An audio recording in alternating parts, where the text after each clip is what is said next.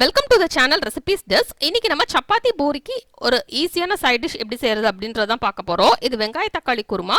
இது செய்யறது ரொம்ப ஈஸி. சப்பாத்தி பூரிக்கு ரொம்பவே நல்லா இருக்கும். ஃபர்ஸ்ட் இந்த டிஷ் செய்யறதுக்கு என்னென்ன பொருட்கள் தேவை அப்படின்றத பார்த்துடலாம். அதுக்கப்புறம் எப்படி செய்யறது அப்படின்றத நம்ம இந்த வீடியோல பார்க்கலாம்.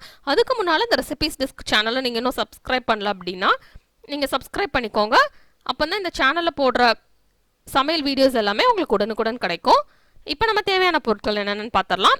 2 பச்சை மிளகா, ஒரு அன்னாச்சி பூ, பிரியாணி இலை 3, நான் சின்னதாக இருக்கனால 3 எடுத்திருக்கேன், 1/2 டீஸ்பூன் சோம்பு, மல்லி இலை கொஞ்சம், 2 தக்காளி, ஒரு துண்டு தேங்காய், 2 பெரிய வெங்காயம், 1 டீஸ்பூன் இஞ்சி பூண்டு விழுது. இஞ்சி பூண்டு விழுது எப்படி தயாரிக்கணும்னு தெரிஞ்சுக்கணும்னா கீழே டிஸ்கிரிப்ஷன் பாக்ஸில் லிங்க் இருக்குது, அதை பார்த்து தெரிஞ்சுக்கோங்க. 1/4 டீஸ்பூன் மல்லித்தூள், 1/4 டீஸ்பூன் மஞ்சள் தூள், 1/4 டீஸ்பூன் சீரகத்தூள், 1 டீஸ்பூன் வத்தல் தூள், 1/4 டீஸ்பூன் கரம் மசாலா. கரம் மசாலா எப்படி செய்யணும்னு தெரிஞ்சுக்கணும்னா கீழே டிஸ்கிரிப்ஷன் பாக்ஸில் லிங்க் இருக்குது, அதை பார்த்து தெரிஞ்சுக்கோங்க. ஃபர்ஸ்ட் நம்ம ஒரு மிக்ஸி ஜார் எடுத்துக்கலாம். எடுத்துகிட்டு அதில் தேங்காய் சின்ன சின்ன துண்டாக கட் பண்ணி போட்டு அது கூட நம்ம சோம்பு சேர்த்துடலாம். சேர்த்துட்டு இதில் தண்ணி விட்டு இப்படி ஒரு பேஸ்ட்டாக அரைச்சி எடுத்து வச்சுக்கலாம். இப்போ ஒரு ப்ரெஷர் குக்கர் எடுத்துக்கலாம். எடுத்துகிட்டு அதில் 2 டேபிள் ஸ்பூன் எண்ணெய் சேர்த்துக்கிடலாம். இப்போ எண்ணெய் நல்லா சூடாகட்டும். அதுக்கப்புறம் இதில் நம்ம அன்னாச்சி பூ, பிரியாணி இலை சேர்த்துடலாம். பெரிய பிரியாணி இலை இருந்தால் நீங்கள் 1 சேர்த்தாலே போதும். நான் சின்னதாக இருக்கனால 3 சேர்த்துருக்கேன். இப்போ இதை லேசாக எண்ணெயில் ஃப்ரை பண்ணிக்கலாம். நல்ல ஒரு ஃப்ளேவர் வரட்டும், அது வரைக்கும் நம்ம இதை ஃப்ரை பண்ணிக்கலாம். இப்போ இதில் பச்சை மிளகா சேர்த்துலாம். நடுவில் கீரி நம்ம சேர்த்துக்கலாம். சேர்த்துட்டு இதே லேசாக ஃப்ரை பண்ணி விட்டுறலாம். நெக்ஸ்ட் இதில் நம்ம சின்ன சின்ன துண்டாக நறுக்கி வச்சுருக்கிற வெங்காயம் சேர்த்துடலாம். சேர்த்துட்டு இப்போ இதே நம்ம ஃப்ரை பண்ணிடலாம்.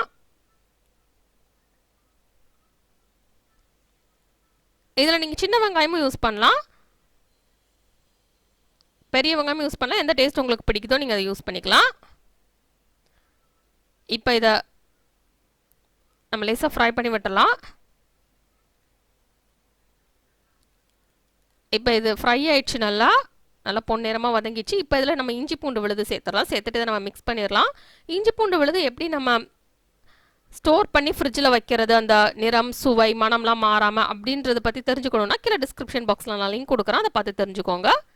நெக்ஸ்ட் இதில் தக்காளி சேர்த்துடலாம். தக்காளியை மிக்சியில் நம்ம அரைச்சி சேர்த்துக்கலாம். சேர்த்துட்டு அதை நம்ம இப்போ மிக்ஸ் பண்ணி விட்டுடலாம்.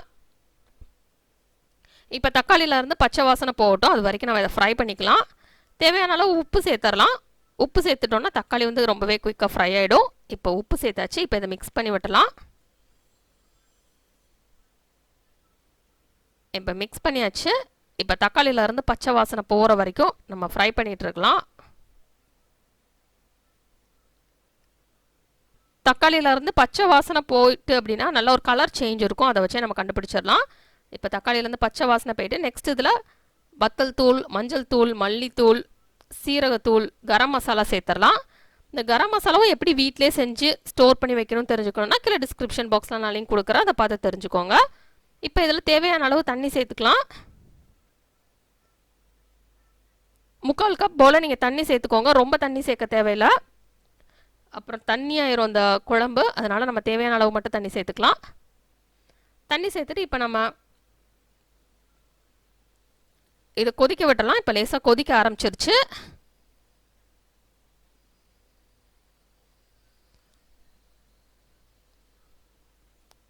இப்போ குழம்பு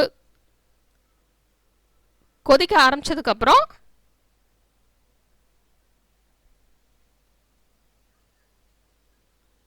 இதில் வந்து நம்ம அரைச்சி வச்சிருக்கிற அந்த தேங்காய் விழுது சேர்த்துடலாம். சேர்த்துட்டு இப்போ அதையும் நல்லா மிக்ஸ் பண்ணி விட்டலாம். இப்போ இதை நல்லா மிக்ஸ் பண்ணியாச்சு. இப்போ நம்ம இதை ப்ரெஷர் குக் பண்ண போகிறோம்.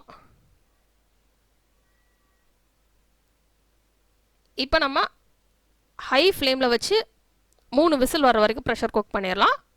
அப்புறம் நம்ம ஸ்டவ் ஆஃப் பண்ணிடலாம். இப்போ ப்ரெஷர் ரிலீஸ் ஆகிட்டு இப்போ நான் குக்கரை ஓப்பன் பண்ணிட்டேன். இப்போ பார்த்தீங்கன்னா நல்லா எண்ணெய்லாம் மேலே வந்துடுச்சு, நல்லா குக் ஆகிடுச்சு. இப்போ இதில் நம்ம மல்லி இலை தூவி விட்டு நம்ம அதை மிக்ஸ் பண்ணிடலாம். இப்போ நமக்கு சுவையான வெங்காய தக்காளி குருமா ரெடி ஆயிடுச்சு. இதை நம்ம சப்பாத்தி பூரியோட வச்சு சாப்பிடலாம். இந்த டேஸ்ட் ரொம்ப நல்லாயிருக்கும். இதை செய்கிறது ரொம்ப ஈஸி. அதனால் கண்டிப்பாக நீங்கள் இந்த டிஷ்ஷை ட்ரை பண்ணி பாருங்கள். இந்த ரெசிபி உங்களுக்கு பிடிச்சிருந்ததுனா லைக் பட்டன் கிளிக் பண்ணுங்கள். உங்கள் ஃப்ரெண்ட்ஸோட இந்த ரெசிபியை மறக்காமல் ஷேர் பண்ணுங்கள். இந்த சேனலுக்கு சப்ஸ்கிரைப் பண்ணுங்கள். இந்த சேனலில் போடுற சமையல் வீடியோ நோட்டிஃபிகேஷன்ஸ் உங்களுக்கு உடனுக்குடன் வேணும் அப்படின்னா சப்ஸ்கிரைப் பண்ணிவிட்டு பக்கத்தில் இருக்கிற அந்த பெல் ஐக்கானை மறக்காமல் கிளிக் பண்ணுங்கள். இந்த ரெசிபியை பார்த்ததுக்கு ரொம்ப நன்றி. தொடர்ந்து சேனலோட இணைந்திருங்கள் புதிய ரெசிபிகளுக்காக. இந்த ரெசிபியை ட்ரை பண்ணிவிட்டு எப்படி வந்திருக்கு அப்படின்றத கீழே உள்ள கமெண்ட்ஸ் பாக்ஸில் மறக்காமல் எனக்கு சொல்லுங்கள்.